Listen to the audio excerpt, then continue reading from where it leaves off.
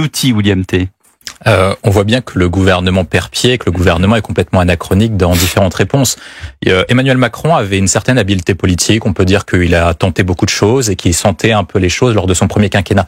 Le deuxième quinquennat, malheureusement, est une catastrophe pour les Françaises et les Français et pour notre pays. Carrément une catastrophe. Oui, c'est une catastrophe, je pense, et je vais arriver à la conclusion. Oui, j'attends patiemment. Je pense que les parlementaires doivent censurer le gouvernement et le faire tomber, dans la mesure où en fait le gouvernement est clairement minoritaire dans l'opinion et il est complètement anachronique dans les réponses qu'il porte vis-à-vis d'un certain nombre de questions. C'est-à-dire que la représentation nationale doit être en rapport avec les Français. Or, une grande majorité de Français, c'est retranscrit dans les sondages d'enquête d'intention de vote, voire les sondages de popularité sur Emmanuel Macron, rejettent la politique du gouvernement. Emmanuel Macron ne comprend que le rapport de force, c'est-à-dire qu'à chaque fois qu'il a eu un souci, que ce soit avec les gilets jaunes ou la colère des agriculteurs, c'est à chaque fois des personnes qui ont fait un rapport de force pour lui imposer un changement de ligne politique. Il ne s'agit pas de dire de retourner aux urnes, il s'agit de lui donner une claque à la figure pour lui dire changer de politique, Monsieur le Président, parce que sur l'ensemble des indicateurs, l'ensemble des points est dans le rouge. Sur les finances publiques, on a un dérapage comme jamais vu. On a l'impression d'avoir Mélenchon à Matignon actuellement, avec un déficit à 5,6%. Vous avez vu que Emmanuel Macron tense Bruno Le Maire en disant Bruno, ça fait 7 ans que tu es à Bercy. Et on aurait pu retourner la remarque au président de la République en disant que ça fait 7 ans qu'il est à l'Élysée. C'est ça. Le chiffre du déficit commercial n'a jamais été aussi élevé. Les déficits publics n'ont jamais été aussi élevés. La dette n'a jamais été aussi élevée. Il faut quand même rappeler qu'Emmanuel Macron, en 7 ans, a fait 1000 milliards de dettes, alors qu'en 40 ans, des présidents ont fait 2000 milliards de dettes. Il faut également rappeler que les indicateurs sur les chiffres de sécurité, de criminalité jamais été dans le rouge. La France n'a jamais été aussi faible à l'international, n'a jamais été aussi décrédibilisée. C'est ça la catastrophe. Et donc on arrive à une catastrophe qui est intégrale. Par contre, je pense que malgré tout, il faut lui donner une dernière chance, mais pour ça, il faut qu'il prenne conscience de la situation et il ne peut la comprendre que si par cas il se prend un revers. Ça a été le cas depuis 2017, donc il faut censurer ce gouvernement. Donc la motion de censure qui est attendue. Une motion de censure pour changer d'équipe et pour changer de cap. Où les Français veulent une rupture franche avec le président de la République, dans la mesure où sur un certain nombre d'indicateurs, comme je l'ai rappelé tout à l'heure, le jugement sur le bilan d'Emmanuel Macron est considéré comme mauvais. Il y a quand même un point essentiel, c'est-à-dire que Emmanuel Macron nous a été vendu comme le Mozart de la finance et aujourd'hui c'est le Madoff des finances publiques. C'est-à-dire qu'en fait, sur un certain nombre d'indicateurs, il n'a pas été en capacité de pouvoir gérer les différents points. Lors de la campagne présidentielle 2022, il a dit faites attention, soit c'est moi, soit c'est le chaos de Le Pen ou de Mélenchon. Mais actuellement, si par cas vous enlevez le nom du président de la République et vous regardez un déficit pareil, une dette pareille, vous imaginez que c'est un parti du gouvernement qui est au pouvoir, ou est-ce que vous pensez que c'est la France insoumise et le Rassemblement national qui sont en train de gérer le pays en raison de la faiblesse économique, la faiblesse de crédibilité sur les marchés, la faiblesse du commerce extérieur? Il faut quand même rappeler que la France a le troisième taux d'emploi, le troisième taux de chômage le plus élevé de la zone euro et qu'on fait moins bien que Mélanie, qu'on fait moins bien qu'un certain nombre de pays, que le déficit sur le chiffre commercial est mauvais, que sur l'ensemble des points, la situation française est mauvaise. Et on n'a pas encore les notations des agences américaines qui vont arriver. Oui, c'est William. T. On est dans une société marquée par l'hyperviolence et la barbarisation de la société, qui est marquée par plusieurs phénomènes. Le premier, c'est que on a une explosion de la délinquance et de la criminalité. Cette délinquance et cette criminalité touchent, comme vous l'avez rappelé, des jeunes qui sont de plus en plus jeunes. C'est-à-dire que ça a été vu lors des émeutes urbaines qui ont été les plus violentes de celles de 2005. C'est-à-dire que c'était plus des jeunes qui avaient entre 18 et 25 ans, mais des jeunes qui avaient entre 12 et 18 ans. Les émeutes de l'été dernier. Les émeutes de l'été dernier, tout à fait. Et maintenant, vous avez des personnes qui n'ont pas forcément les mêmes mœurs, la même vision du bien et du mal que nous. Lorsque vous êtes jeune, à entre 12 et 15 ans, et que vous poignardez un monsieur en raison du fait qu'il vous demande de pas faire de bruit, que vous baladez avec des armes blanches, notamment, lorsque vous considérez qu'un mauvais regard peut conduire à un meurtre, que vous considérez qu'une personne qui parle à votre sœur peut se faire tabasser, lorsque vous considérez qu'une personne qui vous regarderait pas de la bonne façon ou qui aurait pas la bonne façon peut amener à la mort, c'est-à-dire que ces personnes ne partagent pas la même vision de la société que nous.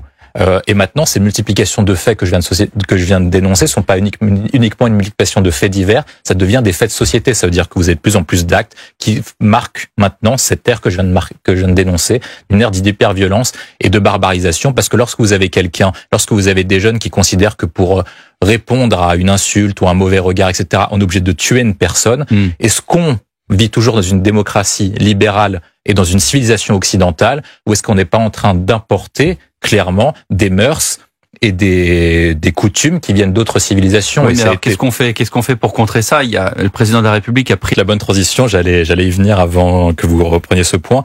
Le premier essentiel, c'est un point qui est culturel. C'est-à-dire que lorsqu'on met en place une culture de l'excuse, et ça devient une culture de l'impunité. C'est-à-dire qu'on excuse à chaque fois les actes commis par certaines personnes. On dit que ce sont pas des racailles, on dit que ce sont des jeunes qui sont déconcertés. Lorsqu'on dit qu'en fait on énonce mal les actes, on dit que c'est des petites bagarres, alors que c'est véritablement un lynchage de jeunes, et lorsqu'on énonce mal les faits, on n'est pas capable de répondre clairement à des actes.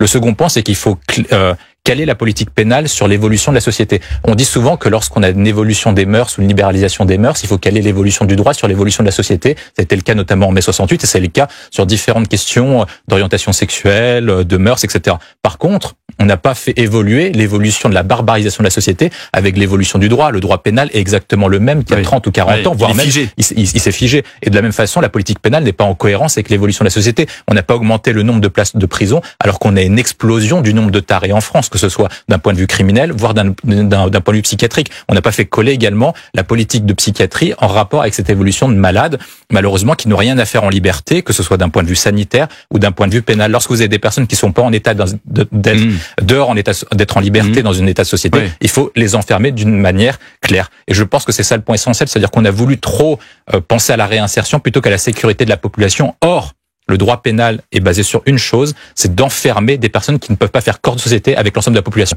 On n'a pas eu de véritable coordination entre la politique régalienne et la politique pénale. C'est-à-dire qu'on envoie les policiers aller attraper les délinquants, mais ensuite après on ne sait pas quoi en faire. On sait pas quoi en faire. C'est-à-dire que ça passe devant le juge, il y a l'excuse de minorité, il y a des centres d'éducation.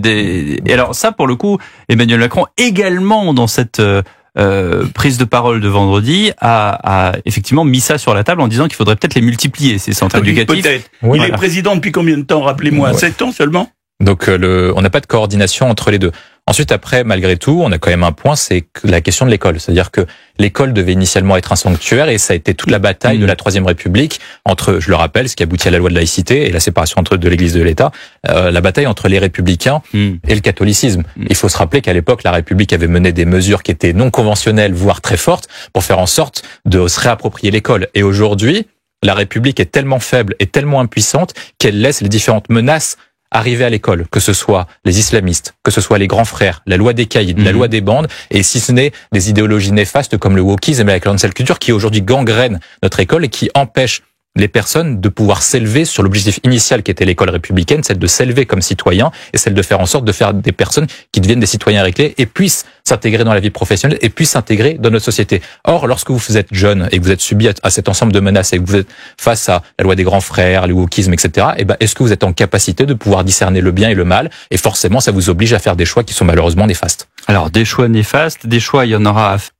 William Tay. Motion de censure, et après quoi? Alors, s'il y a une motion de censure, ça veut dire que l'Assemblée nationale ne fait pas confiance au gouvernement pour pouvoir diriger la politique de la nation en vertu de l'article 20 et de l'article 21 de la Constitution.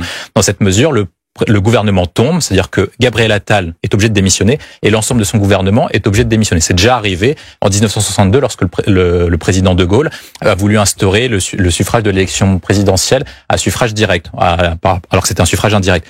Il a plusieurs choix. Le premier, c'est de nommer quelqu'un de sa propre majorité. Il peut renommer Gabriel Attal pour ensuite après dissoudre. Il a le droit de le faire. Seulement, il y a quand même une différence, c'est que De Gaulle en 62 gagne les élections législatives anticipées. Là, il est peu probable que le président de la République, Emmanuel Macron, et s'il renomme Attal, puissent gagner une élection législative anticipée. L'autre choix qui lui reste, s'il veut garder le pouvoir, c'est éventuellement soit nommer quelqu'un d'autre, soit éventuellement proposer une coalition, soit avec le Parti socialiste, soit avec les Républicains, à la suite d'une motion de censure pour faire un pacte de coalition éventuel. Et il ne le fera pas avec le Rassemblement national. Il le fera pas avec le Rassemblement national. La dernière option, le rêve. Non, je rêve pas du tout. Je connais l'esprit parfois machiavélique de notre président de la République.